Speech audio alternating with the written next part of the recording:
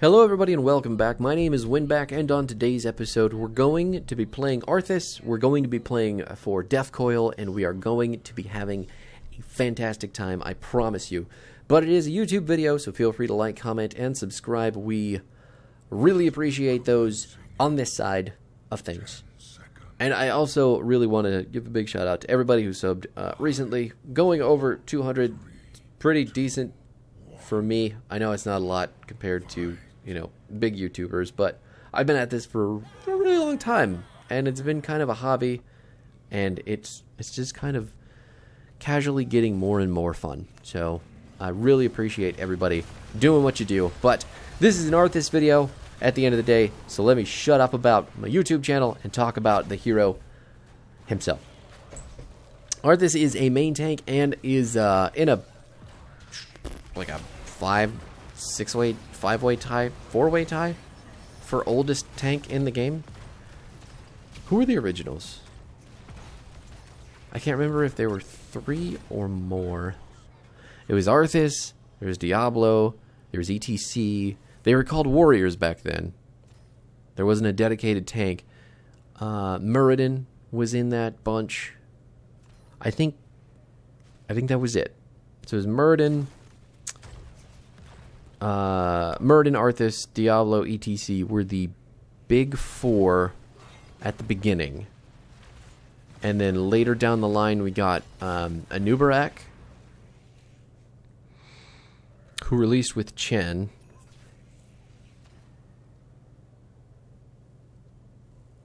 I don't think he was the 5th tank release though. Oh, Li Ming. I know that you want to get the camp, buddy, but you can't just do that while people are off the map. You gotta look at the map. When it's dark, you can't do things. We'll finish that tank thought later because I want to remember. Ooh, is this just a diva out in the middle of the lane as well? Okay, fine. I'll take it. Assassin Arthas. That's how we do. Welcome to the channel. Arthas' abilities, though, we are going to be building Death Coil, so that is probably the most important one to talk about first. It's also the first one to talk about. So, Q is going to deal 192 damage to a target enemy. This is a point and click, or we can cast it on ourselves to deal 307 healing at level 4. It's really, really, really good tool for keeping Arthas alive, and being that he needs a lot of healing because he doesn't have any sort of mobility, his damage mitigation is fairly low also. It's one of the main ways that we keep him alive. Our W is called Howling Blast. This is going to root enemies within the target area for 1.25 seconds and deal a wee bit of damage. The projectile is fairly slow moving, but the AoE that you hit on the end isn't small, so you can hit multiple people with our W. And yeah, I'm sure you've seen it a couple times. There is going to be a combo with this video as well. Specifically with this build, this combo works wonders. So, more about that later in the build, but that's Howling Blast in a nutshell. Super easy, you just throw it out, it's a root. Caught the Li Ming just like that. You can see how effective the ability is. Oh, please don't die, Soul. Oh no. Well, he took the Zeratul with him, so it could be worse. Zarya. Okay. Nice. That was the ambush damage from Hammer, BT dubs. Boom, right there. Nuts. That's how Ming went out that time. Is Diva gonna die too? Nope, I'm gonna get tossed over the wall because I'm chasing a kill, completely realizing that Garrosh can throw me over the wall, and I did not listen to my brain. So that is a bad death on me, and the enemy team deserves that kill because I made a mistake. That's how stuff works with this game, I guess. Anyway, our E is called Frozen Tempest. Deal 53 damage per second to nearby enemies and slow their movement by 10% per second, stacking up to 40%. Not only does this movement slow, this also slows attack speed. So when Zeratul wants to run in, try to punch our hammer, or anyone else on our team, we can just stand directly on Li Ming. I can't tell if you're doing this on purpose or not.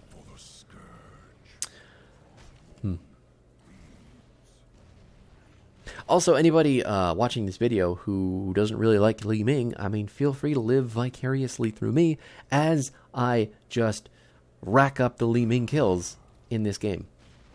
I know I love it as Arthas, and it just does me a real feels good right in the soul, you know? But reducing attack speed and reducing movement speed on characters like Zeratul specifically, and Ming to some extent, and I would say even Diva, the movement speed slow is really important on her. But it makes us a very, very strong peel tank. We're really defensive if we need to be. And the Q build that we're taking really kind of gives us some traction to be a little pokey with our damage as well. So, more on that in a second, but just remember, when you're playing with Arthas, your aura, your E, is the most important thing about the character, and making sure that you are slowing people and peeling things off of important targets is incredibly important. I'm going to get thrown again, but this time I don't actually give a shit because the wall's basically down. There's only one tower, and Garrosh can't kill me, even if I'm just, like, under a tower. I mean, Zul dying in the top lane isn't the greatest thing in the world, but it looks like we're going to get the channel for free, so who cares? Could be worse. We're about to hit level 10 as well, and we are going to be taking Summon Sindragosa for our ultimate. No Army of the Dead this time, and the reason being is because I want the game to snowball out of control, and using Sindragosa is the best way to do that with Arthas. So, he didn't dodge the way that I thought he was going to. Sindragosa is going to do damage and slow people by 60% for a decent duration. I think it's 4 seconds. Yeah.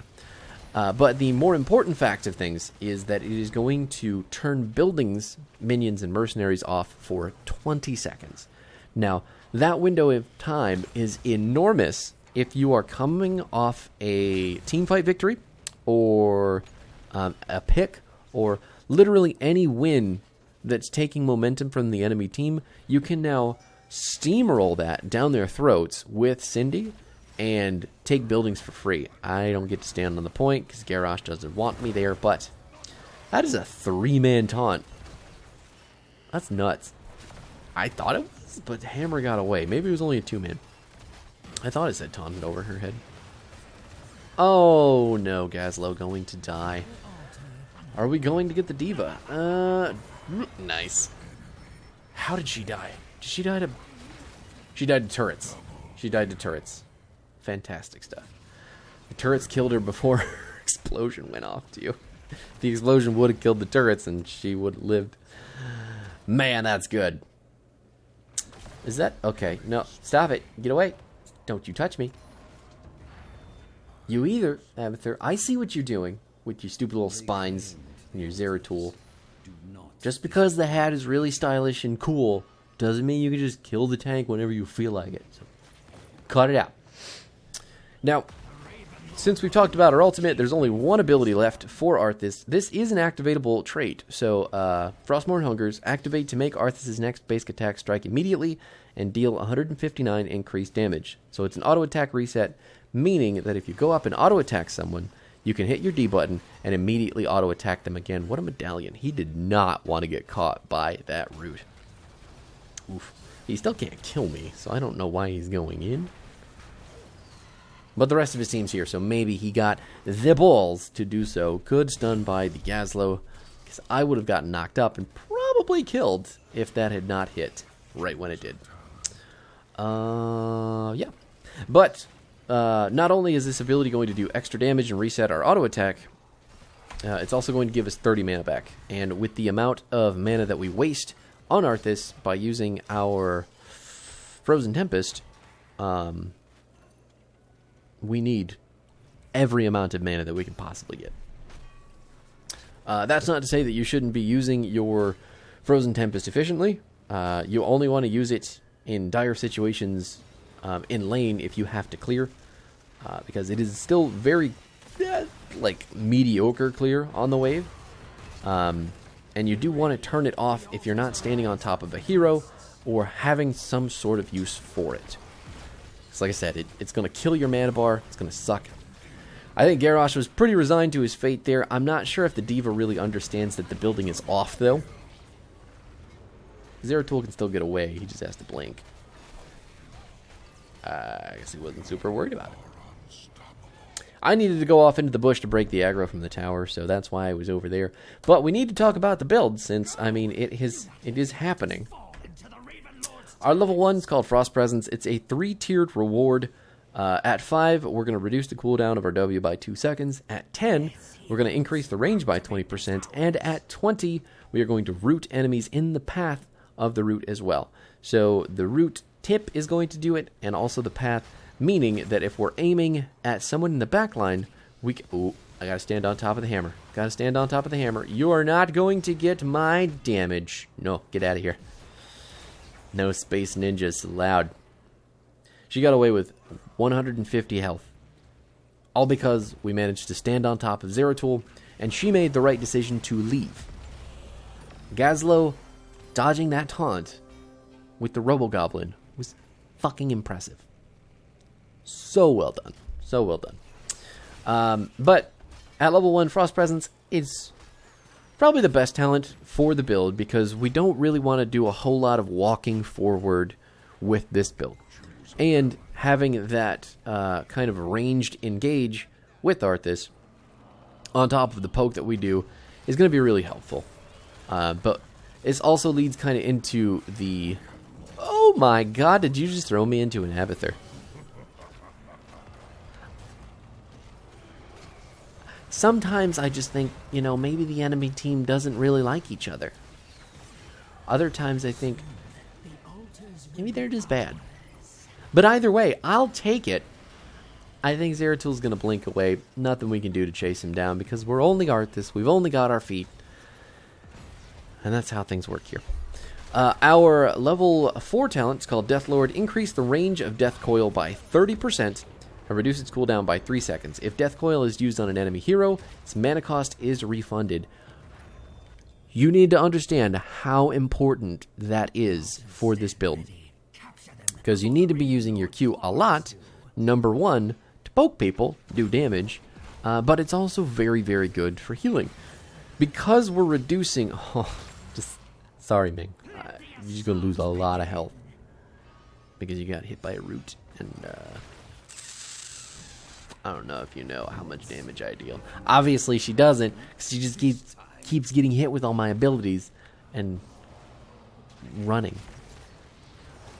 Anyway, looks like Zeratul's still going in to places he really shouldn't be. So our Q, the reduced cooldown is going to help you as a player make better decisions about healing yourself with your Q, or killing other people with your Q. Ooh, another medallion with our root. Ouch. She's going to make it. Perfect. But the reduced cooldown helps a lot in that. And obviously decisions are easier to make when they are on shorter cooldowns. So there you have it. The range increase is also really, really helpful. Good stuff. Keeps kind of the enemy tank out of range. You can just them if you need to. Yeah, that's enough of level 4. Our level 7 is called Immortal Coil. Gain the healing effect of Death Coil even when used on enemies. If Death Coil is used on Arthas, it heals for an additional 50% bonus healing. Now, at level 17, our Q is healing for 511. It is going to heal for about 760-ish if we use it on ourselves. Or we could just get 511 for casting it on an enemy, and it's also not going to cost any mana. Oh my god, my brain. How do we do it? So, having your Q up all the time to deal damage is fantastic. It's never going to cost any mana. It's fantastic. The range is increased. Oh my god, fantastic. And the cooldown is down as well. Holy shit, that's fantastic. Oh, is this game already over? At level 13, we're picking up Shattered Armor. We are going to reduce armor by 15 for every enemy hero hit by our W. And that means anybody caught in the path or the tip, which is really, really, really awesome, and it builds into the combo for Arthas. At 16, Embrace Death. Death Coil deals more damage and heals more the lower Arthas' current health is, to a maximum of 100% bonus damage and healing. Obviously, both of those things make Arthas really happy. So, if he's healing himself with his Q, don't do it. Ooh. He just had to give me that fucking... He just had to give me that one final Li Ming kill. And we're just going to root him so that I don't die and I get the MVP because I have the fewest deaths. Oh my god. But anyway, Embrace Death. You're going to heal more when you're low. You're going to deal more damage when you're low. Everything that you do with your Q is just better at 16 with this talent. We didn't even make it to level 20, so I could pick up Absolute Zero, which is the Sindragosa upgrade. But what that does is roots everybody in the path of Sindragosa, and it doubles the range of the ability. It's true, I'm the only person who deserves to stand up here on the MVP screen. It was all me. I take full credit for that victory. That's not true. Everybody on my team actually played really well. So, it's pretty even in kills, despite that. Wow, Zool really just running it down. Maybe not everybody on my team, but he did soak 12,000 XP, so I can appreciate that. The build, one more time, in case you need it. We have got Frost Presence is going to be our one talent. Death Lord at level 4. We've got Immortal Coil at level 7. Summon Sindragosa at 10. You can also take Army here. Army is really always good for keeping you alive, so don't ever feel like you have to take Summon Sindragosa if you're taking this build. Totally pickable, no matter what you do. Shattered Armor at 13. Embrace Death at 16, dealing more damage and healing more the lower our health is. On top of this, so since it's going to deal more damage when we're lower health, it's also healing more because of Immortal Coil, because we're going to deal 50% bonus healing. We're getting more healing from using it offensively and defensively, if that makes sense. I'm sure it doesn't, because numbers are fucking weird. Hold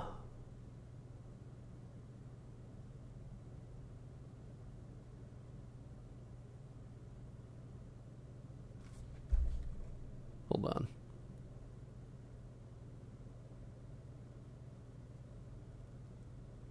So basically what Embrace Death is going to be doing is, if you use this on an enemy, it's going to deal 100% more damage, but you're still going to heal for the same flat amount. If you heal yourself with the ability, you are going to get increased healing on top of the increased healing that you are getting with Immortal Coil. So not only are you getting 50% bonus healing from the level 7 talent, you're also getting up to 100% bonus healing depending on how much health you're missing. So these two talents pair really well together for the healing that you get, but you're always going to get a huge chunk of self-heal, because Immortal Coil is always going to make sure that when you do damage with your Q, that you get the extra healing, or that you get healing at all, because normally you don't, right? That's how it works. These talents have kind of a goofy way of working together, but they work together really well. So I know I'm probably explaining it terribly, but just pick them. Just pick them and have fun. Just poke people with your Q. Ugh. And the combo, I know I mentioned it like ages ago and never did anything else with that statement, but what you're going to do is hit your W on Li Ming in this case, and then you are going to hit her with your Q as you are walking towards her. You're going to turn on your E to kind of hold her in place, and that you're going to have your D already activated to hit her with a follow-up empowered auto attack. And then from there, she should be relatively held in place with your Frozen Tempest, your slow, so you can chase her quite a ways, and then most likely you will kill her with the second Q, because I think even blinking away, you should still have plenty of ability to keep up with her while that ability cools down. So if you're ever in a position where it's just you versus a squishy, you should be able to chase them down with this build and kill them no matter who they are, especially if they're Li Ming with fucking glass cannon. Holy shit. Don't pick this ability. Tanks can kill you easily. She died 6 times. Zul died 8. I guess it's a thing. I guess it's a thing. Anyway, thank you so much for hanging out. It's just me. And I will see you next time. I am not sure what's next on the board, but I'm sure it'll be spicy, whatever it is. So I will see you then. Goodbye.